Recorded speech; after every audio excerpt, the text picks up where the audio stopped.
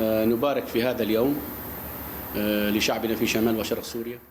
ام وی روژه لگل خواهی باکور و جلات سوریه تایبتی لگل منبیج ببونه سالوگر هفتان آرزگار کرنا منبیج چتین داعشی پیروز دکن. وکه وی روژا کوبر همین آزادیه بسای گل باکور و جلات سوریه و منبیج تایبت خوینا شهیدان جبور رزگار کرنا باجیر بدست خست. ای روژ ام وکه انجومن روسپیان آم منبیج و گندوارن وی بانگل تواهی زاروکن عشیران دکن که لگل هزین سوریه دموقراتی قصدی بسکنن جبور رزگار کرنا هر بهستک ج سوریه ایروج گل سوری او خاکاوی یکه هیوی و ایشوان یکن ام وکه انجومن روسیپیان جگفن لسر سوری بگشتی و به تایبت هریم باکور و جلات سوریه هشیارن ایروج دولتا ترک آداگر کر هول دده آرامی و اولهیا هریم تک ببه.